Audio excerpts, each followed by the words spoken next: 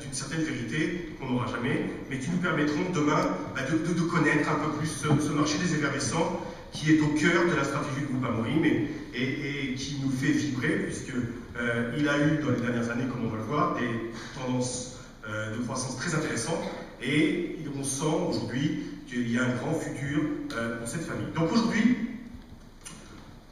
on va vous présenter les effervescents dans la globalité vue par l'industrie du liège et par Amorim. Bon, tout d'abord, Amorim, qu'est-ce qu'on peut dire rapidement? Je ne vais pas passer 10 slides sur le groupe Amorim, ce n'est pas l'objectif, mais on est un groupe portugais, on a un peu plus de 130 ans, c'est un groupe familial,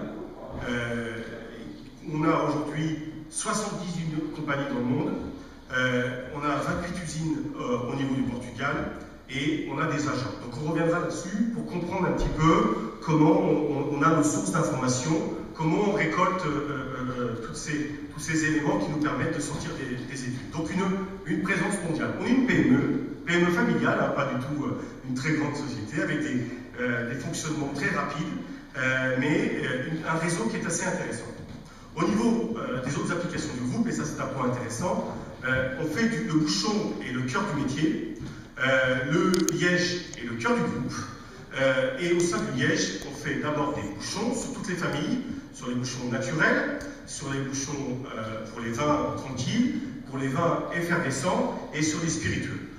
Et on essaye, ce qu'on va vous montrer aujourd'hui au niveau des champagnes, on le fait exactement la même chose sur les autres familles pour connaître les évolutions, et on sait qu'il y a de sacrées évolutions il y a eu de sacrées évolutions durant les dernières années. Donc on a, à côté de ça, comme on est présent directement au niveau des forêts, ça fonctionne globalement comme dans le monde du vin, on a des producteurs de liège, on a des contrats avec des propriétaires, et on récolte des planches que après on va utiliser.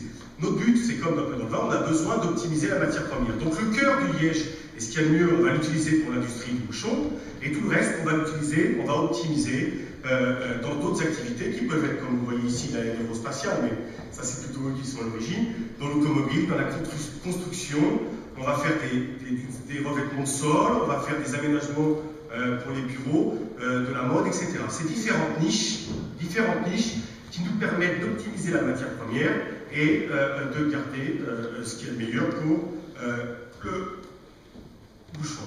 Au niveau du groupe, en quelques chiffres,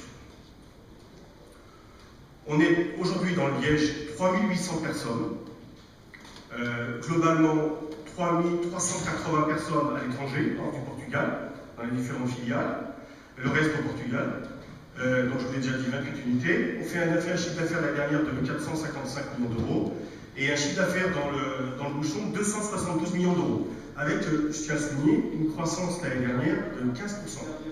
Donc juste pour vous dire que bien sûr il y avait une récupération par l'année 2009, mais en 2009 on avait perdu 7% de chiffre d'affaires avec la crise économique. L'année dernière, plus 15%. Donc le liège n'est pas mort, et le groupe Amorim essaye toujours d'avancer et de croître, hein, et sans aucune croissance naturelle. On exporte dans 103 pays. On a fait l'année dernière 3 milliards 300 millions de bouchons, dont 540 millions de bouchons champagne de disques. D'accord? Et un peu plus de 150 millions de bouchons agglomérés de champagne. Et on verra tout à l'heure pourquoi je précise ces chiffres, puisqu'on doit en tenir compte dans l'environnement des effervescents au niveau mondial. Au niveau de nos clients, on travaille avec 15 000 clients directement dans le monde, et tout le plus grand groupe, et ainsi que de nombreux propriétaires. Grosse politique de capillarité dans chaque pays, avec une usine, avec un service local, avec une volonté de travailler avec toute l'industrie dans sa globalité, que ça va du récoltant manipulant jusqu'au client. Donc qu'est-ce qu'ils font les 4 forces de nos produits? Et après on passera au marché. On a 4 axes qui sont nos axes de développement. On peut croire que le bouchon est rien de plus normal qu'un bouchon de liège et un bouchon de champagne. On se dit, ça fait un peu plus de 40 ans que ce bouchon existe, pas grand-chose à évoluer. C'est pas vrai.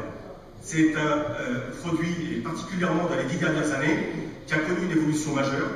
Et je vous invite tous présent ici, a bien nous visiter au Portugal.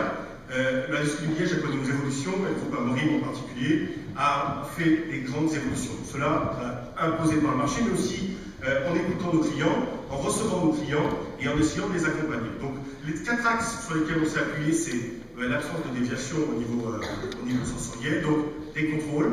On a aujourd'hui, à la fois, on travaille au niveau sensoriel, à la fois au niveau GCMS, puisqu'on a 10 unités, on fait 14 000 analyses TCA par mois au niveau du groupe, donc on est la première unité mondiale à faire au niveau des contrôles. On a des exigences renforcées avec la certification ISO 22000, l'ISO 9001, Systécole et FSC. On est en train de travailler, et ça particulièrement dans les 7 dernières années, sur l'aspect d'éviter, ça vous paraît basique, mais il y a beaucoup de choses qui étaient basiques et qui étaient faites comme, je disais, du savoir-faire ou de la tradition dans le passé, mais sur toutes ces traditions, sous ces évidences, on a essayé de mettre des éléments scientifiques et de mettre des équipes de recherche et développement pour éviter ces traditions et en faire véritablement des pratiques et des procédures quotidiennes. Donc, des contrôles industriels au niveau des étanchéité et au niveau de la qualité du bouchage, un contrôle qu'on a mis en place depuis 2 ans de 100% des bouchons au niveau du poids. Voilà. Donc voilà, je vais passer rapidement toutes les étapes qui sont mises en place, à la fois au niveau des rondelles, à la fois au niveau des granulés et au niveau des bouchons, qui sont des évolutions majeures au niveau de ce bouchon. Et je suis certain que bon nombre d'entre vous ont vu évoluer ce produit dans les dernières années. Et on a fait plus dans les 10 dernières années qu'on avait fait dans le dernier siècle. Et je peux vous dire que sur ce bouchon, on va faire encore dans les 3 prochaines années des avancées significatives. Et on ne cessera de vous surprendre. Au niveau des contrôles d'étanchéité, bon, d'abord, c'est basique. On travaille avec du moulage individuel et uniquement avec des machines Tyrion. On fait des tests en cours de production, et ça c'est assez récent, puisque ça date des dernières années, des tests de 5 bars qui sont réalisés dans l'eau pour identifier les problématiques au niveau étanchéité. On fait des contrôles de poids systématiques au niveau des bouchons. Et enfin,